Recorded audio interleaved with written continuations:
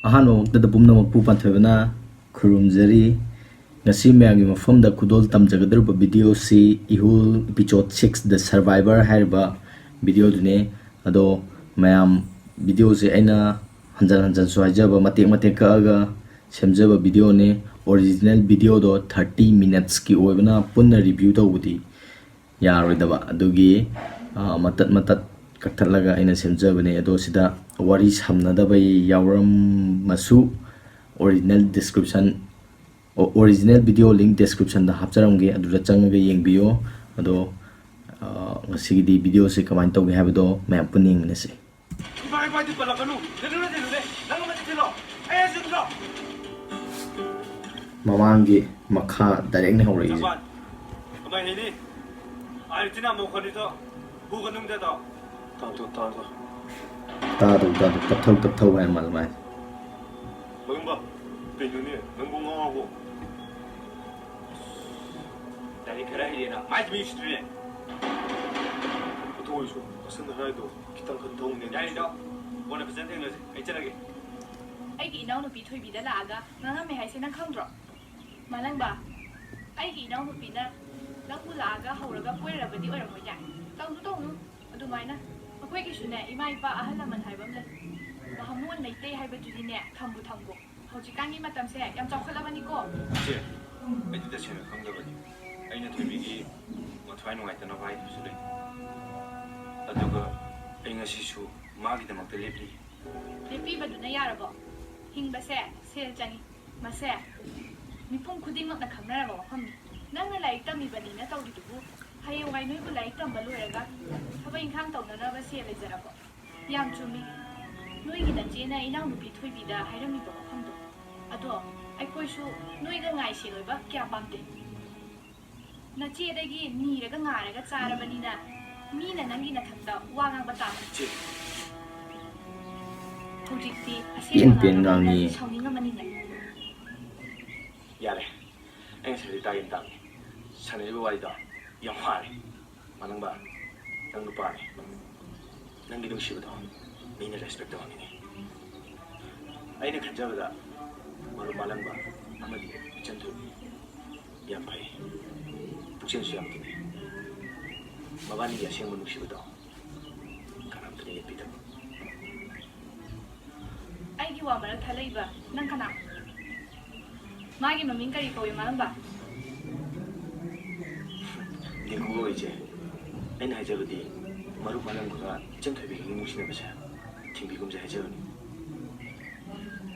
ni malang ba noi na ma da si am king na ai thenge changra ke kai moi ma chi ki wa nga di ka pi ha asi pu na se ko chi na thon ma da Losses lo adu nang ngo bi ga nushi na ba as loi nushi na de jo han ing da bi ni nushi la ngo bi la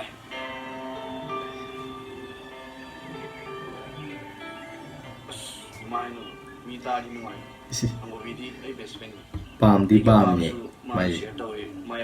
kuju pawe adu ni ni shi bai se ko ko na ge na ga yam ba nu di kana na du ko pa la ni no na ge ni ko bi ge na mai ge ni na sao sao pa hang bo di sao pa noi kai no ro nanga ko ga koi ne ai si bu chu ba ta ning de he kana ai no as school da di de bi ma noi ni koi na re na ra lo re he sing bai ne ko su loi tai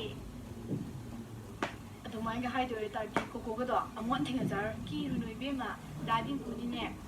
college ka kha ba ni nanga ko ga hostel man ga nu si na su ke am ura ro ki ru no si wai si ne kalak pai wanga kalak pai sane wai se ko ki ne si wai sta da din ku ma da pusala ka no hoi da din ku su ka bui ni pi ma sa phacha ba ma ko ina ai su tai ko ni ko le sanu ko no ma ni pi ko ga ai ka ni mi na ke adu nupi do kai min khoge ado ni pi do ko ni ko kham ba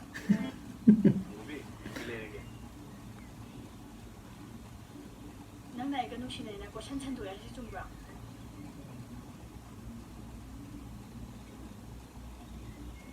ꯑꯩꯗꯤ ꯅꯪꯁꯦ classmate ꯑꯃ ꯑꯣꯏꯅ ꯏꯆꯝ ꯆꯝꯅ ꯈꯟꯕꯅꯦ ꯉꯁꯤꯗꯩꯗꯤ ꯅꯪꯁꯨ ꯑꯩꯉꯣꯟꯗ ꯀꯧꯔꯛꯀꯅꯨ ꯑꯩꯁꯨ ꯅꯪꯉꯣꯟꯗ ꯀꯧꯔꯣꯏ ꯑꯃꯨꯛ ꯀꯧꯔꯛꯀꯨꯝꯁꯦ ꯁꯨꯃꯥꯏꯅ ꯍꯥꯏꯔꯛꯑꯗꯤ ꯀꯥꯏꯅꯤꯌꯦ ꯑꯪꯒꯣꯕꯤ ꯅꯪ ꯍꯥꯏꯗꯣ ꯑꯩ ꯂꯣꯏ ꯌꯥꯏ ꯑꯗꯨ ꯑꯣꯏꯔꯁꯨ ꯀꯧꯅꯒꯨꯝꯁꯤ ꯍꯥꯏꯕꯗꯨꯗꯤ ꯅꯪꯁꯨ ꯍꯥꯏꯅꯨ ꯈꯪꯗꯦ ꯑꯩ ꯆꯠꯂꯦ ꯑꯌꯨꯛ ꯂꯩꯌꯦ ꯀꯩ ꯂꯩꯔꯒꯦ ꯑꯦ ꯀꯥꯎꯏꯅꯦ ꯆꯠꯁꯦ ꯀꯁꯟꯗꯣ ꯑꯗꯨꯗꯤ ꯑꯩꯒ ꯇꯧꯔ ꯂꯥꯛꯃꯤꯟꯅꯔꯒꯦ ꯃꯥꯂꯪꯕꯗꯨꯅ ꯅꯪ ꯈꯔ ꯍꯧꯔ ꯂꯥꯛꯃꯤꯟꯅꯔꯒꯦ ꯑꯗꯣ ꯗꯤꯀꯨꯒꯤꯗꯤ ꯌꯨꯝꯁꯦ ꯅꯨꯡꯉꯥꯏꯅ ꯂꯩꯕꯖꯥꯠꯅꯤ ꯃꯌꯥꯝꯗꯒꯤ ꯍꯦꯟꯅ ꯑꯣ ꯃꯐꯝꯗꯨꯗꯤ ꯊꯥꯔꯛꯑꯣ ꯑꯩ ꯑꯗꯨꯝ ꯊꯤꯔ ꯂꯥꯛꯑꯒꯦ ꯑꯣ ꯐꯔꯦ ꯊꯝꯃꯦ ꯁꯦꯁꯦ ꯀꯥꯏꯗ ꯑꯃꯨꯛ ꯆꯠꯇꯣꯔꯦ ꯅꯍꯥꯟ ꯍꯦꯛ ꯂꯥꯛꯄꯗꯩ ꯆꯠꯄ ꯁꯨꯡꯂꯦꯞ ꯂꯦꯞꯇ꯭ꯔꯤ ꯌꯨꯝꯗꯁꯨ ꯈꯔ ꯂꯩꯔꯗꯤ ꯐꯗꯧꯅꯤ ꯀꯨꯏꯅ ꯂꯩꯕ ꯐꯪꯗꯧꯁꯨ ꯅꯠꯇꯦ 이마나 ꯑꯃꯨꯛ ꯁꯪꯗ ꯅꯪꯅ ꯑꯃꯨꯛ ꯁꯪꯗ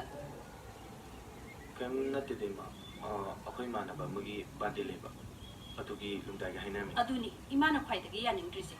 ꯑꯩꯈꯣꯏꯒꯤ ꯂꯝꯗꯝꯁꯦ ꯃꯤꯒꯤ ꯑꯅꯧꯕ ꯀꯨꯝꯍꯩ ꯑꯃ ꯍꯧꯗꯣꯔꯛꯄꯗ ꯃꯇꯧ ꯇꯝꯗꯨꯒꯤ ꯉꯥꯏꯗꯅ ꯂꯩ ꯏꯄꯣꯛ ꯅꯨꯃꯤꯠ ꯅꯤꯡꯁꯤꯡꯕ ꯌꯥꯝꯅ ꯐꯩ ꯂꯥꯏ ꯇꯤꯟ ꯈꯨꯔꯨꯝꯗꯅ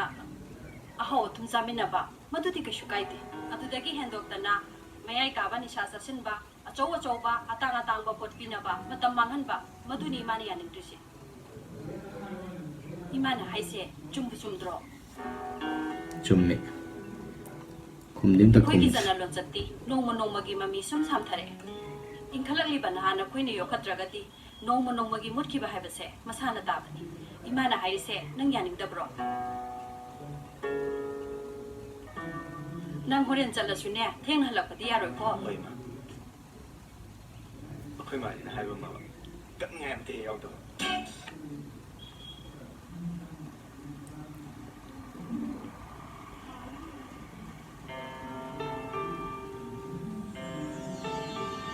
이시다 마기도 누피시 ꯆꯟ ꯌꯦꯡ ꯅꯣꯛꯈꯥꯏ ꯂꯩꯔꯝꯃꯦ ꯀꯁꯟ ꯑꯩꯒ ꯃꯥꯟꯗꯦꯗ ꯃꯣꯏꯅ ꯈꯜꯂꯤꯕ ꯀꯥꯔꯠꯇꯣ ꯔꯣꯁꯀꯤ ꯕꯥꯔꯗꯦꯒꯤ ꯃꯥꯜꯂꯦ ꯀꯩꯅꯣꯝꯇ ꯅꯨꯄꯤꯁꯦ ꯃꯤꯠꯅ ꯅꯣꯛꯄ ꯌꯥꯝ ꯃꯥꯜꯂꯦ ꯔꯣꯁꯀꯤ ꯕꯥꯔꯗꯦ ꯅꯣꯏ ꯆꯠꯇꯣꯏꯔꯣ ꯃꯤꯠꯅ ꯅꯣꯏ ꯑꯣ ꯑꯩꯈꯣꯏ ꯆꯠꯇꯣꯏꯅꯤ ꯑꯗꯣ ꯔꯣꯁꯀꯤꯗꯤ ꯀꯃꯥꯏꯅ ꯀ꯭ꯂꯥꯁꯃꯦꯠꯅꯦ ꯑꯩꯒ ꯅꯍꯥꯟꯋꯥꯏ ꯄꯤꯛꯏꯉꯩꯗ ꯑꯣ ꯑꯩꯅ ꯔꯣꯁꯀ ꯄꯨꯟꯕ ꯎꯈ꯭ꯔꯦꯅ ꯈꯜꯂꯦꯕ ꯑꯗꯣ ꯃꯤꯡ ꯁꯤꯁ ꯑꯣ ꯑꯩꯒꯤꯅ ꯖꯦꯅꯤꯕꯤꯌꯥ ꯀꯧꯋꯦ ꯑꯗꯨꯒ ꯍꯥꯏ ꯏꯃꯥꯟꯅꯕꯤꯁꯤꯅ ꯗꯤꯞꯇꯤ ꯀꯧꯋꯦ ꯗꯤꯞꯇꯤ ꯑꯗꯣ ꯃꯥꯒꯤꯅ ꯀꯁꯟ ꯑꯩ ꯏꯃꯥꯟꯅꯕꯁꯦ ꯃꯥꯒꯤꯅ ꯀꯁꯟ ꯑꯗꯨꯒ ꯑꯩꯒꯤꯅ ꯗꯤꯀꯨ ꯋꯥꯁꯦ ꯑꯗꯨꯗꯤ ꯍꯥꯏꯐꯝ ꯂꯩꯇꯕꯩ ꯇꯥꯏꯞ ꯑꯩꯈꯣꯏ ꯑꯃꯨꯛ ꯍꯜꯂꯝꯃꯒꯦ ꯑꯗꯨꯗꯤ ꯕꯥꯔꯗꯦ ꯃꯐꯝ ꯅꯨꯄꯤꯁꯤꯡꯁꯦ ꯏꯁ ꯀꯔꯤꯒꯤ ꯂꯣꯏꯕ ꯅꯨꯄꯥ ꯍꯥꯏꯁꯤꯗꯤ ꯑꯗꯨꯅꯤꯅꯦ ꯑꯃꯨꯛ ꯖꯥꯡ ꯁꯨꯃꯥꯏꯅ ꯊꯤ ꯀꯥꯏꯌꯦ ꯀꯅꯥꯒꯤ ꯋꯥꯔꯤ ꯁꯥꯔꯝꯃꯤꯅꯣ ꯗ꯭ꯔꯦꯁꯤꯡ ꯁ꯭ꯇꯥꯏꯜꯒꯁꯦ ꯅꯍꯥꯟꯒꯩ ꯅꯨꯄꯤ ꯌꯦꯡꯗꯦꯗꯅ ꯉꯁꯤꯗꯤ ꯂꯣꯟꯅ ꯌꯦꯡ ꯂꯩꯔꯝꯃꯦ ꯌꯥꯝ ꯍꯥꯏꯕ ꯀꯥꯛꯄ ꯃꯤ ꯃꯥꯜꯂꯦ ꯃꯥꯏ ꯁ꯭ꯇꯥꯏꯜꯁꯦ ꯃꯌꯥꯝꯗꯒꯤ ꯂꯣꯏꯅ ꯗ꯭ꯔꯦꯁ ꯇꯣꯈꯥꯏꯕꯒꯤ ꯑꯗꯨꯗꯤ ꯅꯨꯄꯤꯗꯣ ꯀꯅꯥꯅꯣ ꯈꯨꯗꯥꯡꯒ ꯕꯥꯔꯗꯦ ꯊꯥꯗꯣꯛꯑꯒ ꯆꯠꯄꯗ ꯑꯗꯨꯝ ꯈꯪꯒꯅꯤꯌꯦ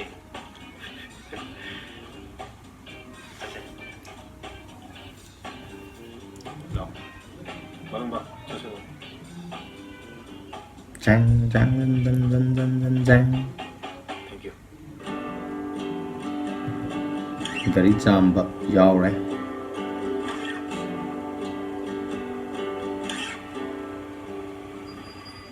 ꯃꯅꯪ ꯅꯠꯇ꯭ꯔꯣ ꯃꯥꯅꯦ ꯃꯥꯅꯤ ꯃꯥꯗꯤ ꯁꯤꯒꯗꯣꯏꯕ ꯈꯪꯗꯦ ꯆꯪꯁꯤ ꯂꯥꯛꯑꯣꯅ ꯅꯪ ꯆꯪꯉꯨꯔꯣ ꯑꯩ ꯁꯤ ꯂꯩꯔꯝꯃꯒꯦ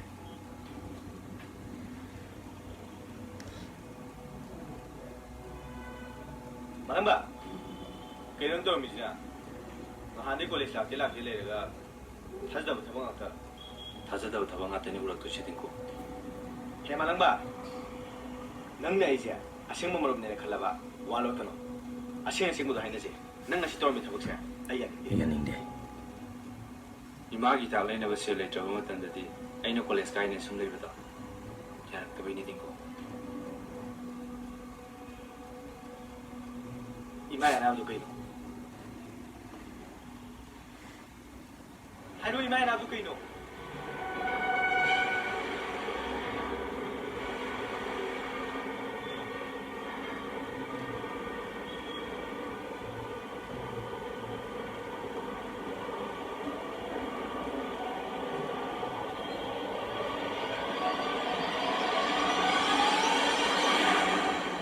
nanga hadi ke kai jino asu do ti naga nana ko do wahem wahem de netro na ko ji kai ne khan ge ha nana sku ba de bak si naga apai yang kam de ne khan ba khan ba 내가 받아본 미래 그래도 너희 좀 다가 애니 좀 힘이야 브로 너희 실무 빠지면 애기 실무 내리 마땅시다 너희 맞대 애니 그냥 굴려 먹으면 너희도 야래 말해 봐 대포 너무다 아플래 소비를 내비세 Tổng lạc của nó không lên được vì như tôi cái mà tiếng bằng đâu gì mà ya래 또 나도 많이 갈려 버렸죠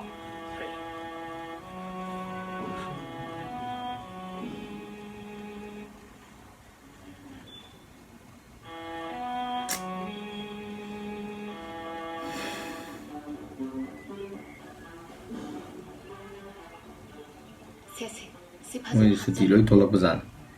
moi suti thao bazan Khoi bạn xem thì bị làm rõ. Bị làm mày. Ai lâu rồi kì, lên được một con. moi je mai mama je ani subi ma le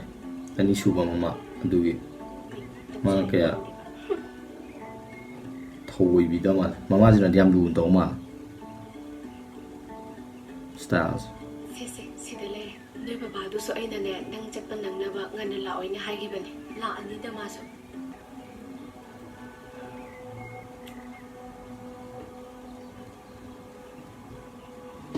Sakray đó. Sakray đi đâu rồi? Anh đã sụp bị gì mà sao có sẽ bù đắp đi Sakray lấy nè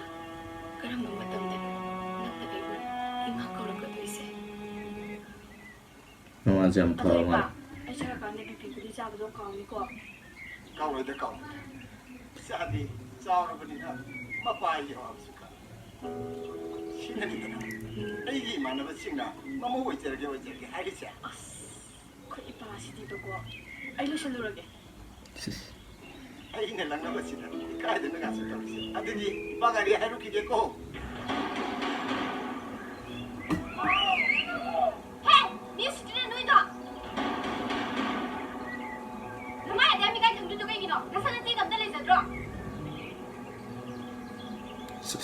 发财你给了。 biat chidi Nasi kue leo sih na. Apa?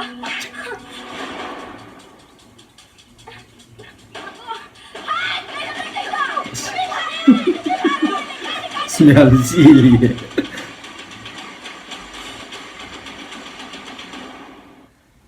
video se मैं पुनिंग मिना क्रे दो video से नोय नोय ते have दो मखा दा comment तो बिरो अदुगा आई हंजना सोय जरी सिने video gi video original video full video gi damakta link मखा gi description दा hapsage अदुदा changaga yengbiyo अदुगा full video yengbiyo अदो video से नोय नोय ते have दो comment तो बिरो अदो ngasi ina video ji da haning baje mamang mang da yam nok pani ado yam nok pai matang phangdre ado yam si imung manunggi adagi maru mapang yam wabagi condition mayam ma ukhalle sidadi